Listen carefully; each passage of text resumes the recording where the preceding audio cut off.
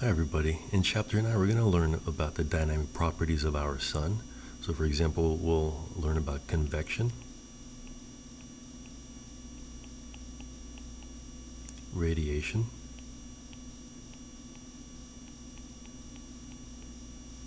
granules, the balance between pressure and gravity,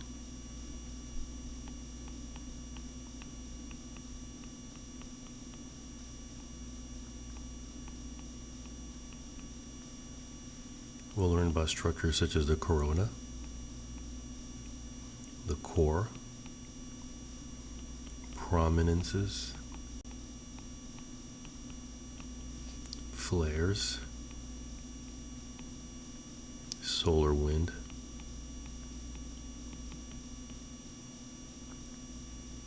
coronal holes,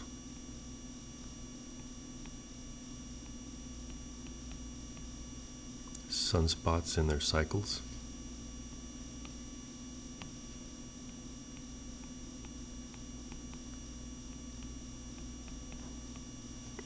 their relationship to temperature and magnetic fields,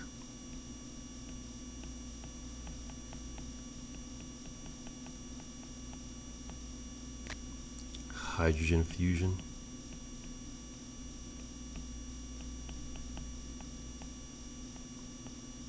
and the temperature that fusion occurs at.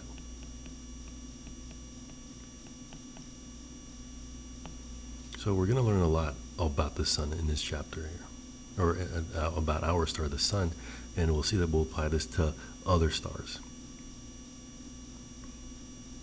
So the first thing is probably the most obvious from this picture here. So this is us here on Earth, pretty much a little dot, and you can see all the other planets in the all the other planets and the sun. So the sun makes up 90% of the mass of the solar system, and you can line up 100 Earths to take up and that's going to be the diameter of the sun.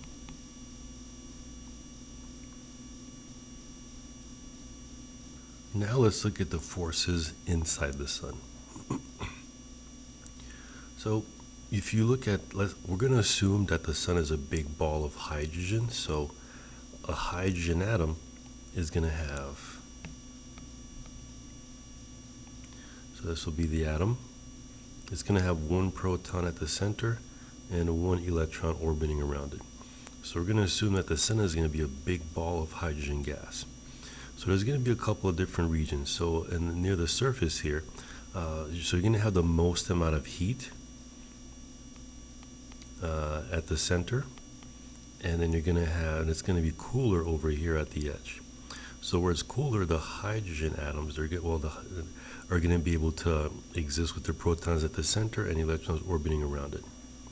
But the deeper you go, the hotter it gets. And what you find is that as you get closer to the center, the hydrogen's atom breaks apart, and you just have protons and electrons whizzing around. And something else to consider is that in like the upper regions where you're deep inside the sun but not quite at the center, here is hot but not that hot, so the protons are going to be moving fast but not that fast. But if you're right at the center here or near the center, these same protons are going to be moving extremely fast. So that's going to help us understand what's going to happen next here. So let's say that you're in a region of the sun where you're deep and you're near the center but not completely at the center. So you're going to have protons are going to be moving relatively slowly. So their speed is going to be small, so they'll be moving slowly. And as these protons approach each other, what they're going to feel is these two protons have the same charge, and like charges repel. So because of it, as they're kind of moving towards each other, they're going to feel a repulsion pushing them away from one another. And this picture shows you here what's going to happen. They're just kind of veer off in different directions. So the basic idea here is that protons, they don't want to be next to each other because they have the same charge. So here, this is a model of the helium atom. So here looks like we have a little paradox, because the helium atom has two protons at the center. And these two protons, they actually are pushing away from each other. They don't want to be next to each other. So there is an electric force that's repelling them away. But, helium atoms exist. So how is it that this helium atom can exist even though there's two protons that at the nucleus where they don't want to be next to each other?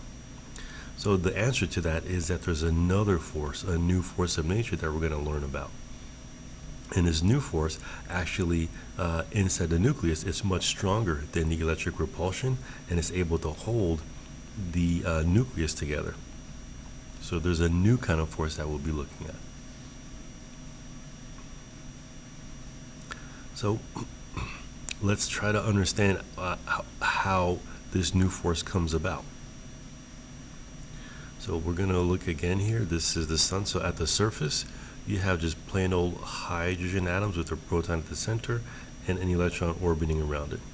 The deeper you go, the hydrogen atom is going to break apart. You're just going to have protons and electrons whizzing by. But you're not completely at the core, so the protons will be moving, fast, but not that fast, and so the electrons. But the deeper you go, closer to the center, so here the proton or the positive charge is going to be moving extremely fast, and so the electrons. So there's going to be a specific temperature where the protons are going to be moving so fast that even though they're going to feel electricity pushing them away, they're still going to be able to collide with each other. And that temperature range is going to be 10 million kelvins.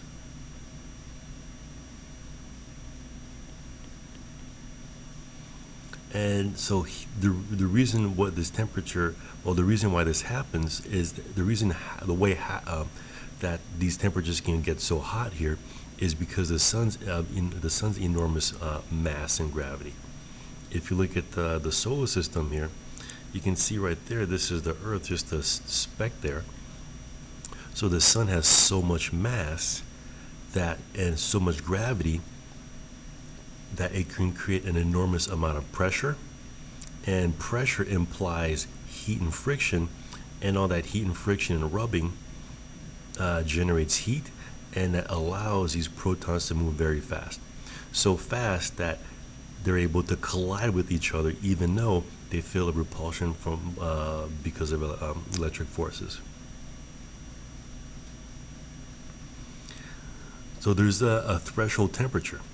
If the temperature inside the sun or near the center reaches 10 million kelvins, something is going to happen. So so that's the basic temperature that we'll be seeing again.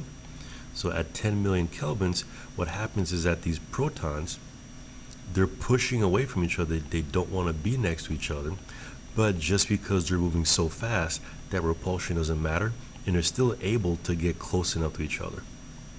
And once they do, something happens. This new force that I mentioned comes into takes over, and it automatically kind of grabs them and holds them together and squeezes them together to form a helium atom. So this new force that does that's called a strong nuclear force. And once this happens, the strong nuclear force is able to bind the helium to create a helium atom where you feel a repulsion from electricity, but the strong nuclear force is so strong, it's much stronger than the repulsion from the electricity, and it's able to hold the atom together. And this only happens if the electrons become really close to each other. And in order for them to become to get close enough to each other, they have to be moving really fast. And that happens when the temperature reaches 10 million kelvins. So at this temperature, the protons are moving so fast that the repulsion doesn't matter, and they can get really close together, and all of a sudden the strong nuclear force takes over and just glues them together and forms a helium atom.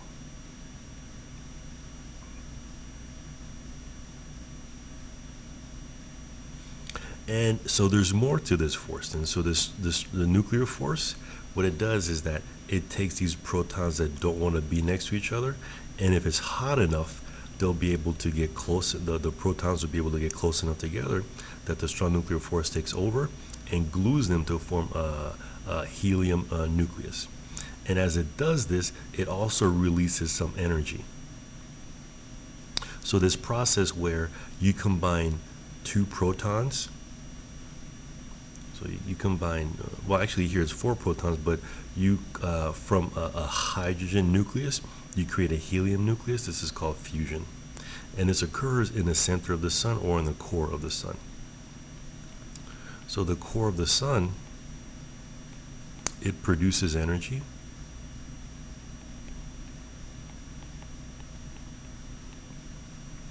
By nuclear fusion.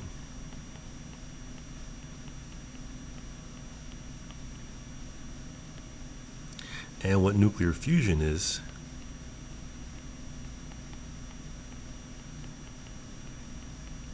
the, you can say, gluing or the combining of hydrogen into helium. So you're combining hydrogen to form helium.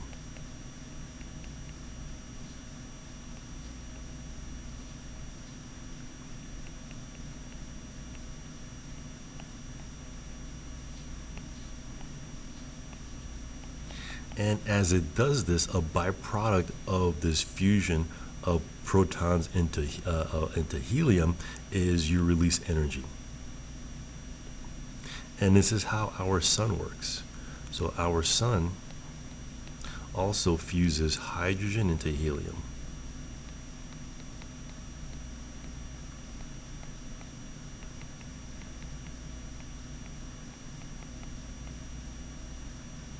And as it does so, as this happens in the center here, you're having hydrogen that's being converted into helium with excess energy, and all that excess energy or heat is what powers the sun.